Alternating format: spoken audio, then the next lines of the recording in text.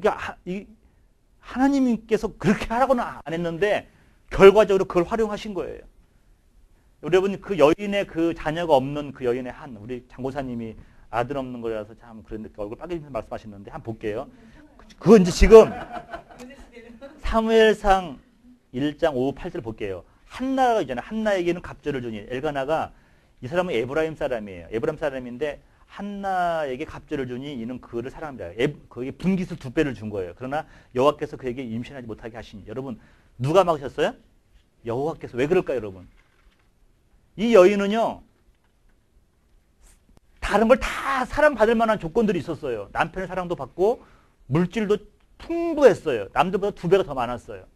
근데 하나님께서 굳이 그에게 태의 문을 닫아주셨어요. 그 이유가 뭐예요?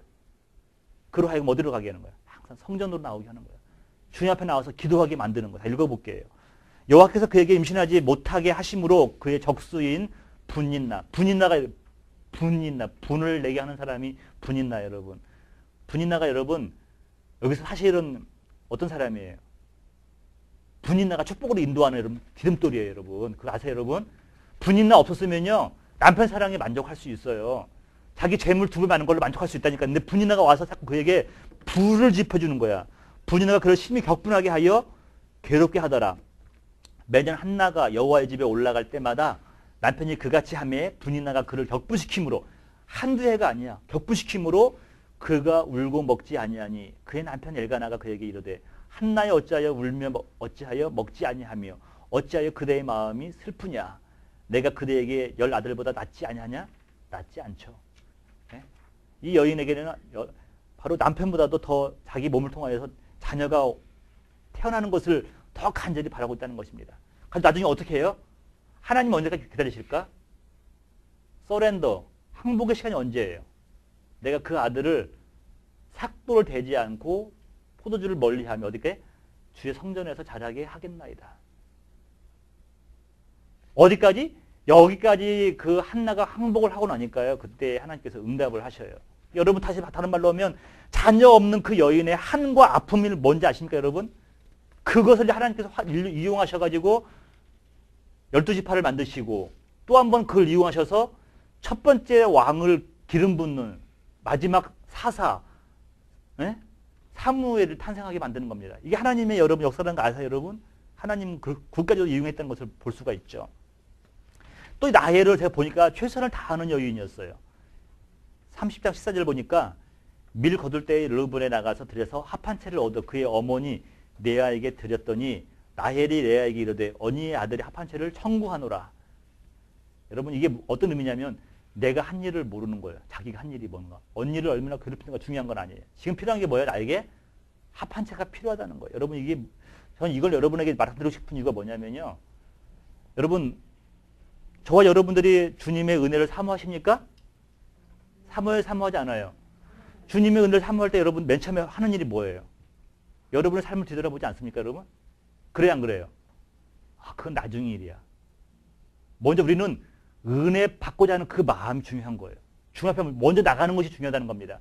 지금 이 라헬은요, 언니에게 자기가 얼마나 못 살게 하는 그 중요한 것이 아니고 그 합한 채를 통하여 자기가 애를 낳고 싶어 하는 그 마음만 있는 거예요. 여러분, 그 중요한 건 뭐냐면 은혜 받는 성도는요, 이게 다 중요하다는 거죠. 하나님 먼저 나가는 게 중요한 거예요. 여러분, 자기 삶을 돌아보는 것도 중요한데 그건 나중 일이라는 거예요. 여러분, 그 결과 하나님이 생각하신 여인이에요. 30장 22절 보세요. 하나님이 나를 생각하신지라. 밑줄한 그거 여러분, 내가 다른 말로 하면 기억하셨다는 거예요. 라헬을 기억하신 거예요. 하나님이 그의 소원을 들으시고 그의 태를 여셨으므로 그가 임신하여 아들을 낳고 이르되 하나님이 내 부끄러움을 쓰셨다 하고. 여러분 자녀 못 낳은 것이 그 당시에 부끄러움했던 거죠. 네? 그 이름을 요셉이라 하니 여호와는 다시 다른 아들을 내게 더하시기를 원하노라 하였더라. 요셉이라는 뜻이 뭐냐면 더하다라는 의미가 있어요. 더하다. 요셉에 하나 더하다. 그러니까 여러분 제가 여러분에게 이 최선을 다하는 여인 하면서 여러분 이런 말씀 드리고 싶어요. 여러분 요즘에 좀 우리 자녀들이랑 아들이랑 대화가 좀 잘 돼요. 근데 그게 언제 되냐면 얘가 우리 어른 예배 들으면서 있잖아요. 저를 조금 이제 이해하기 시작한 것 같아요. 나도 걔를 이제 이해하고 시작하면서. 그러면서 좀 대화가 이제 곧잘 돼가지고 방학하면 나들만 한 1박 2일 어디 좀 다녀올까. 그런 것도 한번 좋죠. 예, 그것도 한번 계획도 한번 세워보고 있는데요. 어떻게 실행될지 모르겠지만, 이제 계획은 세워보고 있는데, 제가 가겠다고 그랬어요. 같이 가서. 그러면 속에 있는 마음도 하고, 네가 좋아하는 여학생은 누군지도 좀 물어보길 수도 있고, 어느 스타일을 좋아하는지도 한번 있고. 여러분, 근데 제가 깨달은 게 뭐냐면요. 제 생각보다 아들이 아버지를 좋아하더라고요. 이제 감정이 이렇게 하니까 뭐 어쩔 수 없는 건데, 여러분, 자녀들이 이렇게 싫은 척 하지만 그 마음 가운데도 그 부모를 향한 생각보다 좋아하는 것들이 있더라고요. 똑같은 얘기인데, 여러분, 우리가 어떻게 실수하고 그건 그렇게 중요한 것이 아니고 좋아하는 부분이 있는데, 하나님이 여러분을 좋아하신다는 거 아십니까?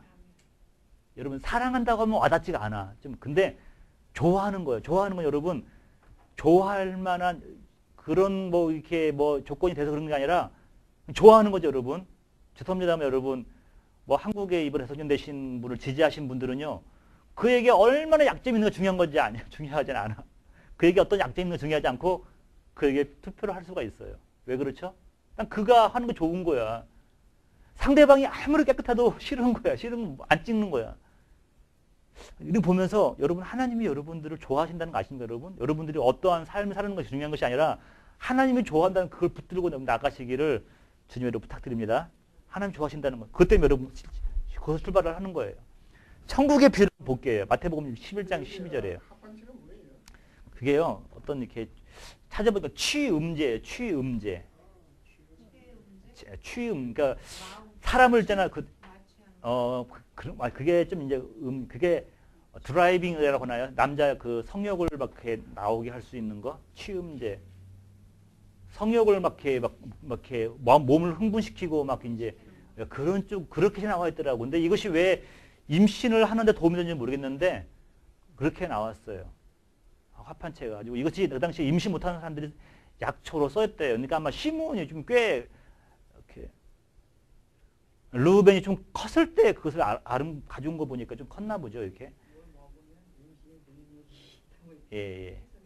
근데 그게 임신 그거 어떤 자료를 보니까 또 취음제, 그러니까 몸을 좀 이렇게 좀 이렇게 더 뭐라고 표현하기가 좀 어렵네.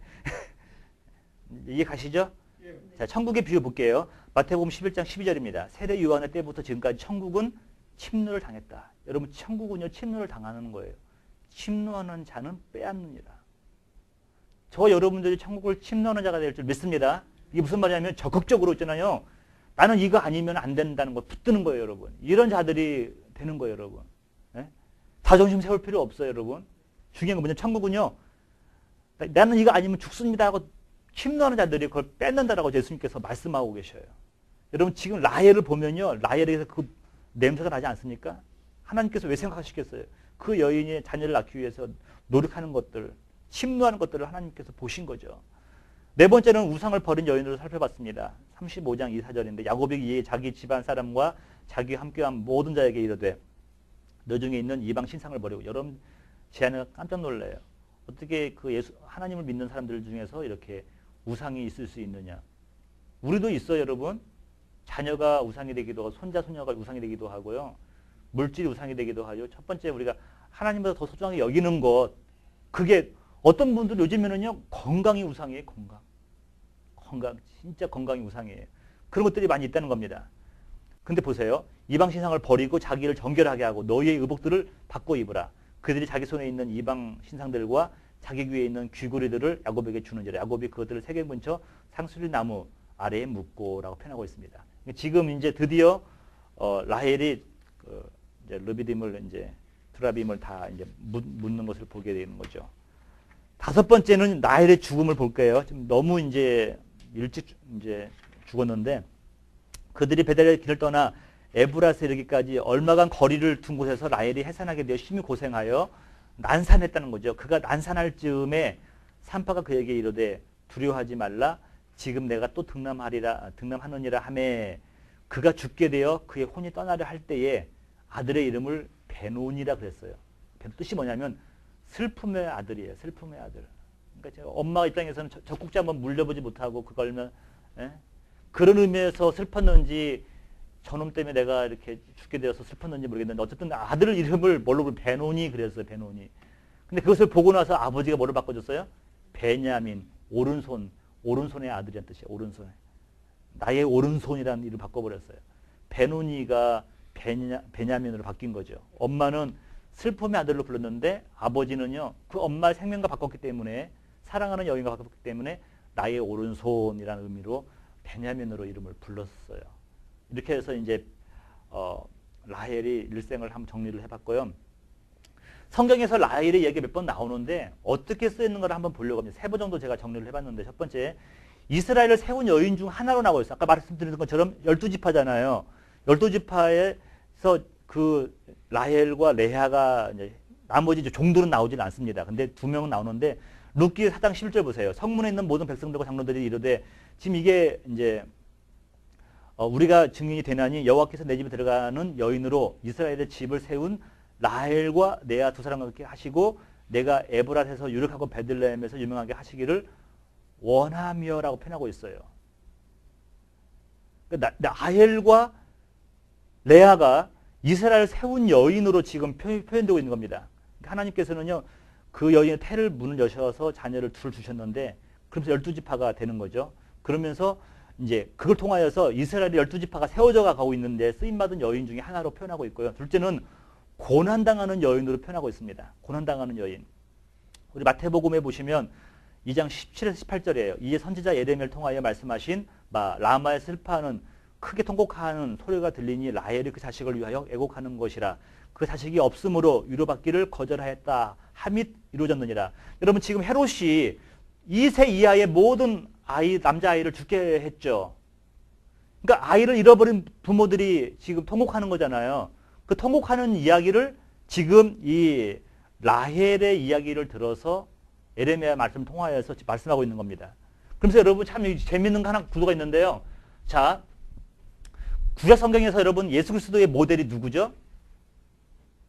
많이 있는데 누구? 여러분 타산한 누구 말해보세요. 요셉도 있고 또 누구 있어요? 모세 한번 봅시다. 모세가 여러분 모세가 태어나던 시절에 뭐가 있었죠, 여러분? 태어나는 그 남자 아이는 어떻게 됐어요? 남자 아이는 다 죽게 만들었어요. 근데 구사일생으로 이제 미리암과 이제 어쨌든 미리암 도움으로 이제 건짐을 받아서 모세가 건짐을 받아가지고 궁중에서 생활을 합니다. 궁중에서 생활을 하고 이제 이스라엘의 지도자가 되는 거죠. 근데 예수 그리스도도 태어날 때 마찬가지냐면 2세 이하의 어린아이가 다 죽임을 당하는 시기예요. 근데 애굽으로 피신하여서 살아가면서 여기 지금 모세도 애굽의 그 궁정에 있었잖아요. 예수 그리스도도 있으면서 나중에는 이스라엘 백성들을 온 인류를 구원하는 사람이 되는 거죠. 아주 여러분 그 모세의 삶과 예수 그리스도의 삶이 유비적으로 비슷한 부분이 있잖아요. 자, 여기서 다시 볼게요. 여기 세 번째, 회복의 약속을 받은 이스라엘이라고 표현하고 있습니다. 예레미야 31장 15절 17절을 보면요, 여호와께서 이와 같이 그 말씀하시니라 라마에서 슬퍼하며 통곡하는 소리가 들리니 나엘이 그 자식 때문에 애곡하는 것이라. 여러분 나엘은 이미 죽었어 안 죽었어요? 죽었는데 여기서 왜 나엘이 그 자식 때문에 욕한다고 그럴까요, 여러분? 그게 후손들을 말하는 거예요. 그 자식이 없어져서 위로받기를 거절하는도다. 여러분 사실적으로 라헬의 자녀가 2명이 누구예요? 요셉과 베냐민. 요셉은 어떻게 됐어요? 요셉은 형들에게 의해서 팔려버렸어요. 베냐민은요 포로로 끌려갔어요. 예? 그 아버지를 모시고 오기 위해서 잠시 동안 포로. 그러니까 그 야곱의 입장에서는요 요셉은 죽은 거고 베냐민은 거기서 이제 또 묶여 있는 거고, 이때 그 상황을 지금 말하고 있는 거예요. 그런 말하고 면서 나엘이 그 자식 때문에 애곡하는 것이라. 그가 자식이 없어져서 위로받기를 거절한다라고 말씀하고 있어요. 여러분 그 엄마의 마음을 여러분 헤아려 보세요. 여호와께서 이와 같이 말씀하시니라 내 울음소리와 내 눈물을 멈춰라. 근데 여러분 보세요. 그 어미의 마음이 얼마나 자녀를 잃어서 여기 마태복음에서는 눈물이 그치지 않는데 멈추라는 거예요. 멈춰라. 그러면서 무슨 말 하냐면 내일의 삭을 받을 것인즉 그들이 그의 대적의 땅에서 돌아오리라. 여호와의 말씀이에요. 지금 여러분 이것은 포로로 끌려가기 전이에요. 포로로 끌려가기 전에 너희들이 어떻게 바벨론으로 포로로 끌려갈 것이며 거기서 430년 동안 있다가 430년 아니죠. 70년 정도 있다가 1차 교인 할 것인가에 대해서 지금 말씀하고 있는 것이에요. 그 다음에 너의 장래에 소망이 있을 것이다. 이 말씀이 여러분 중요한 말씀입니다. 너의 장래, 이 장래가 어떤 거냐는 거예요. 너의 자녀가 자기들의 지경으로 돌아오리라 여호와의 말씀이니라. 1차적으로는 이 너의 장래가요. 바벨론 포로로부터 귀환을 말하고 있어요. 2차적으로는 뭐냐면요. 바로 예수 그리스도의 오심을 통하여서 온 인류가 회복된다는 것을 지금 보여주고 있는 거예요. 그러니까 이 여러분이 그 라헬의 그 관계된 말씀을 통하여서 하나님이 보여주시는 게 뭐냐면요. 온 인류의 회복까지도 보여주고 계시다는 거예요. 처음에는 이스라엘의 회복이지만 두 번째로는요. 온 인류의 회복을 이 나의 여인을 통하여서 보여주고 있는 거예요. 여러분 이 여인이 결코 이렇게 아름다운 걸 가진 여인이 아닙니다. 몸은 모르겠는데. 근데 여러분 그것조차도 사용하시는 하나님이 위대하시다는 거죠. 그래서 신앙적 교훈을 한번 볼게요. 첫 번째, 라헬은 외모 때문에 야곱의 사랑을 받았지만 나중에는 그의 모든 약점까지도 사랑받았다. 여러분 라헬을 나중에 알고 보니까요. 아니, 야곱이 알고 보니까 라헬이 보통 여인이 아니야. 아버지 거 뭐 훔쳐오질 않나. 언니를 막 이겨먹질 않나. 막 남편을 자주 우지를 하지 않나. 보통 여인이 아닌데도 여러분 끝까지 그 여인을 사랑한 시작은 용모였지만 나중에는 그의 모든 부족한 약점까지도 사랑하는 그런 것이죠. 이게 깨달은 게 뭐냐면 이게 은혜라는 거죠. 여러분 은혜라. 우리 고린도전서 1장 볼래요? 형제들아 너희의 부르심을 보라. 육체를 따라 지혜로운 자가 많지 아니하며 등한 자가 많지 아니하며 문벌 좋은 자가 많지 아니하도다. 하나님께서 세상에 미련한 것들을 택하사 지혜 있는 자들을 부끄럽게 하시고 세상에 약한 것들을 택하사 강한 것들을 부끄럽게 하려 하시며 하나님께서 세상에 천한 것들과 멸시받는 것들과 없는 것들을 택하사 있는 것들을 폐하려 하시나니 이는 아무 육체도 하나님 앞에서 자랑하지 못하게 하려 하십니다. 하나님이 부르신 분들은요. 죄송합니다만 자기 육체를 자랑할 만한 사람이 아무도 없다는 거예요. 하나님께서는 오히려 약한 걸 통하여서 강한 것을 부끄럽게 하시려고 저와 여러분을 선택했다고 말씀하고 있습니다. 두 번째 라헬은 불신앙적 요소를 가지고 있었지만 하나님의 은총을 입은 여인이 있다는 거예요. 하나님의 은총을 입은 여인. 불신앙적 여인도 있었죠. 근데 드라빔을 가지고 있었지만 그러나 하나님의 은총을 입어서 태의 문이 열렸죠. 디모데전서 1장 15절에 보면 미쁘다 모든 사람이 받을 만한 이 말이요.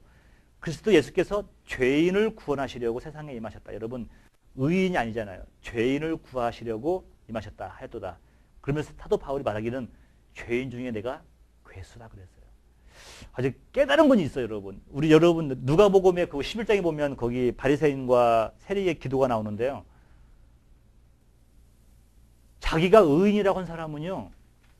죄인이에요. 그 예수님 앞에서. 근데 자기가 죄인이라고 한 사람은 다 의인 칭을 받았어요. 여러분 이게 참 재밌죠.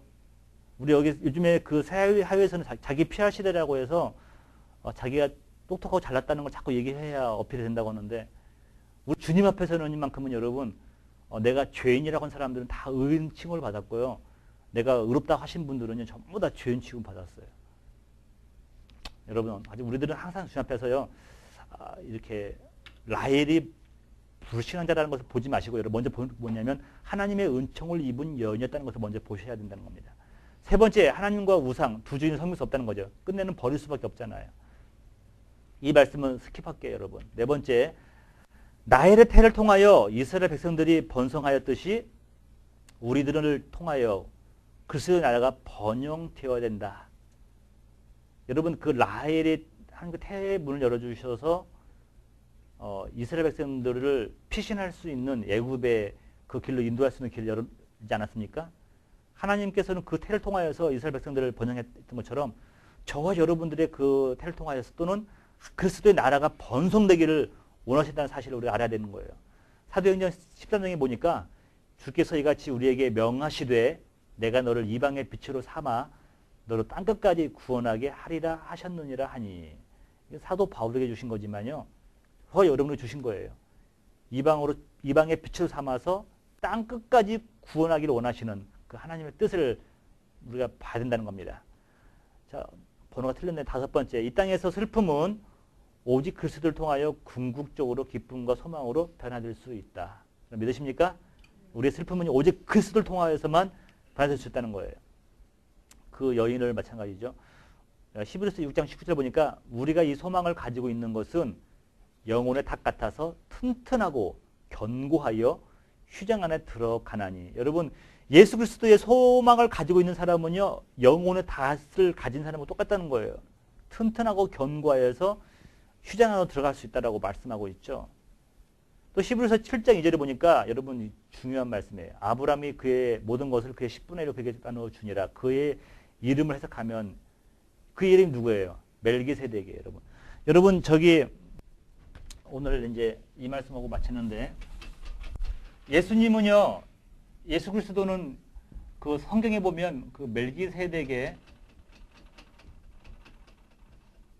반차를 쫓나고 그랬어요. 반차. 살레망. 예수 그리스도가 대제사장이잖아요. 대제사장이라고 한다면 어느 지파에서 나와야 되죠? 레위 지파에서 나와야 돼요. 레위 지파. 레위 지파 사독계열에서 나오는 거죠. 사독계열. 그런데 우리 예수님은 이러한 그 레위 지파의 계통형이 아니라 살렘 왕 멜기세덱의 반차를 쫓는 자로 나오고 있어요. 가지고 이 이름을 살렘 왕을 정리를 하면 두 가지 나오죠. 의의 왕, 평강의 왕이에요. 이걸 말하는 거예요, 여러분. 의의 왕, 평강의 왕을 말하고 설명하고 싶은 거예요. 지금 이 히브리서 기자가 끊임없이 말하고 싶은 거예요. 우리 예수님은 의의 왕이시다, 평강의 왕이시라는 것을 보여주고 싶어서 이 말씀을 하는 겁니다. 아브라함이 모든 것의 10분의 1을 그에게 나누어 주니라. 그의 이름을 해석하면 먼저는 의의 왕이요, 그 다음은 살렘 왕이니 곧 평강의 왕이요. 바로 예수 그리스도께서 이 살렘 왕 멜기세덱의 반차를 쫓는 분으로 오늘 성경에서 말씀하고 있습니다. 라헬을 제가 넘어갈까 하고 하는 마음은 있었지만, 그래도 라헬을 통하여서도 한번 우리가 생각해 볼 점을 제가 몇 가지로 한번 정리를 해봤는데요.